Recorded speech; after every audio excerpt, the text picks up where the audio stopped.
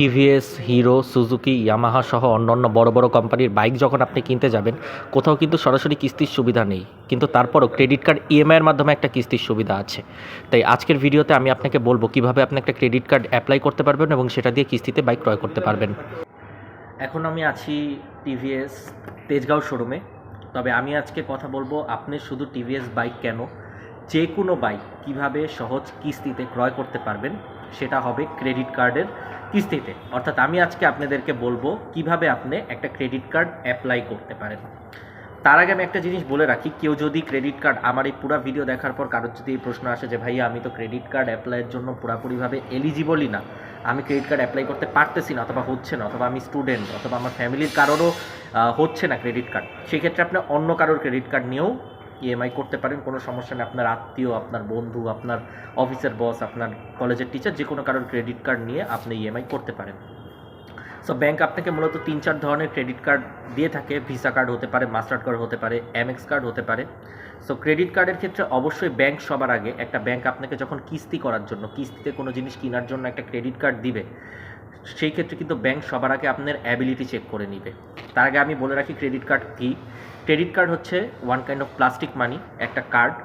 তবে এই কার্ডটা কিন্তু আপনার জমানো টাকা অথবা আপনার নিজস্ব কোনো টাকা থাকে না। এই কার্ডের মধ্যে যা লিমিট দেওয়া থাকে, যেই টাকাটা খরচ করার জন্য দেওয়া থাকে, ওটা সম্পূর্ণ ব্যাংকের টাকা, যেটা শুধুমাত্র আপনাকে লোন হিসেবে খরচ করার জন্য দিয়েছে। যেই লোনের যেই অ্যামাউন্টটা আপনি ওই কার্ড থেকে খরচ করেছেন, সেই অ্যামাউন্টটা আপনার ব্যাংকে বুঝিয়ে দিতে হয়। এজ এক্সাম্পল, আপনার একটি ক্রেডিট কার্ড আছে, সেটা আপনি টিভিএসে, সেটা দিয়ে 6 মাস ইএমআইতে একটা টিভিএসের বাইক ক্রয় করলেন। অর্থাৎ সেই টাকাটা আপনাকে 6 মাসে বুঝিয়ে দিতে হবে। সেটা যদি কোনো বিনা ইন্টারেস্টের কোনো অফার থাকে, তাহলে কোনো ইন্টারেস্ট ছাড়া ওই শুধুমাত্র প্রোডাক্টের টাকাটাই বুঝিয়ে দিতে হবে। আর যদি ইন্টারেস্ট রেট থাকে, তাহলে তো ইন্টারেস্ট রেটটা সহ আপনাকে বুঝিয়ে দিতে হবে। সো ক্রেডিট কার্ডের লিমিটের ক্ষেত্রেও কিন্তু ব্যাংক আপনার অ্যাবিলিটি দেখে সেই অনুযায়ী আপনার লিমিট নির্ধারণ করবে। ম্যাক্সিমাম ব্যাংকে ক্রেডিট কার্ডের ক্ষেত্রে সর্বনিম্ন 30,000 টাকা স্যালারি থাকতে হয়। ব্যাংক সবার আগে এটাই দেখবে যে আপনার স্যালারি কত, সেটা 30,000 টাকা স্যালারি থাকলে ভালো। কিছু কিছু ব্যাংক আছে হয়তো 30-এর নিচে দিতে পারে, সেটা আপনাকে ফাইন্ড আউট করতে হবে। বাট ম্যাক্সিমাম ব্যাংকে কিন্তু সর্বনিম্ন 30,000 টাকা স্যালারি থাকলে তারপরেই ক্রেডিট কার্ড আপনাকে প্রোভাইড করে। লিমিটটাও থাকে এরকম, ধরেন আপনার একটা উদাহরণ দিই, আপনার স্যালারি 50,000 টাকা, সেই স্যালারি দেখে আপনি অ্যাপ্লাই করেছেন, ব্যাংক আপনাকে 1,00,000 টাকা থেকে এর বেশি লিমিটও দিতে পারে। আমি আবারও বলছি, ক্রেডিট কার্ডের যে লিমিটটা, এটা কিন্তু আপনার টাকা না, এটা কিন্তু ব্যাংক আপনাকে দিয়েছে এই কার্ডের মাধ্যমে খরচ করার জন্য, যেটা আপনি পরে ব্যাংকে বুঝিয়ে দিবেন। অনেকের এলিজিবিলিটি না থাকতে পারে, অনেকের স্যালারি কম থাকতে পারে, সেই ক্ষেত্রে ফিক্সড ডিপোজিট আপনার যদি থেকে থাকে, ফিক্সড ডিপোজিট অনুযায়ীও ব্যাংক আপনাকে ক্রেডিট কার্ড দেয়। বিশেষ করে আমি যদি উদাহরণ আনি ডাচ বাংলা ব্যাংক লিমিটেডের ক্ষেত্রে, 50,000 টাকা ফিক্সড ডিপোজিট থাকলেই ডাচ বাংলা আপনাকে একটা ক্রেডিট কার্ড ইস্যু করে দিবে। ক্রেডিট কার্ড অ্যাপ্লাইয়ের ক্ষেত্রে আপনাকে অনলাইন থেকে ফর্ম ফিল আপ করে, সেই ফর্ম পূরণ করে ব্যাংকে গিয়ে জমা দিয়ে ক্রেডিট কার্ডের অ্যাপ্লাই করতে হবে কিছু ডকুমেন্ট সহ। ডকুমেন্ট কী কী আমি বলছি। তবে লঙ্কা বাংলা ব্যাংক, তারপর হচ্ছে আপনার কী বলবো, Dhaka bank limited, eastern bank limited, এইসব ব্যাংকে আবার অনলাইনেই ক্রেডিট কার্ডের অ্যাপ্লাই করার অপশন আছে। তবে ক্রেডিট কার্ড অ্যাপ্লাই করতে শুধু ফর্ম ফিল আপ করে ফর্ম জমা দিলে হবে না, সেই ক্ষেত্রে আপনাকে আরও কিছু ইম্পর্টেন্ট ডকুমেন্ট লাগবে। আপনি যখন কোনো কিছু কিস্তিতে কেনার জন্য ক্রেডিট কার্ডের অ্যাপ্লাই করবেন, সেই ক্ষেত্রে অবশ্যই আপনার এনআইডি, 2 কপি পাসপোর্ট সাইজ ছবি, আপনার টিন সার্টিফিকেট, পার্সোনাল টিন যেটা, এবং টিনটা কিন্তু রিনিউ করতে হবে যদি রিনিউ করা নাই থাকে। অবশ্যই আপনি যদি জবে থাকেন, আপনার স্যালারি সার্টিফিকেট থাকতে হবে এবং স্যালারি অ্যাকাউন্টের 6 মাসের ব্যাংক স্টেটমেন্ট।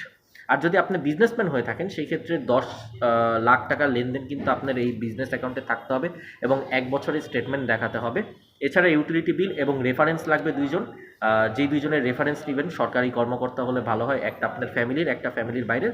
রেফারেন্স যাদের নিচ্ছেন তাদেরও এনআইডির কপি এবং তাদেরও ছবি, আর কিছু ডকুমেন্ট আছে, এগুলো নেবেন। নিয়ে আপনি ব্যাংকে গিয়ে একটা ক্রেডিট কার্ডের জন্য অ্যাপ্লাই করবেন, যাতে আপনি কিস্তিতে যে কোনো কিছু ক্রয় করতে পারেন।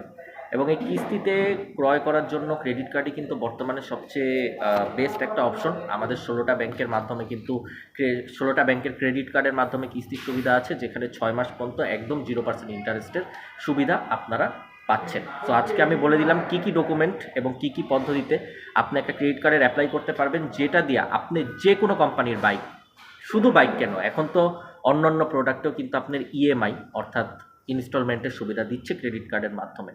সো আপনারা যারাই ক্রেডিট কার্ডের জন্য এলিজিবল আছেন তারা অ্যাপ্লাই করতে পারেন, যারা এলিজিবল না তারা দেখেন ফ্যামিলিতে কে ক্রেডিট কার্ডের জন্য এলিজিবল আছে সে তাদের দিয়ে অ্যাপ্লাই করতে পারেন। বাইকের ক্ষেত্রে যার ক্রেডিট কার্ড তার নামে রেজিস্ট্রেশন হবে না, আপনার নামেই হবে, যিনি কিনছেন।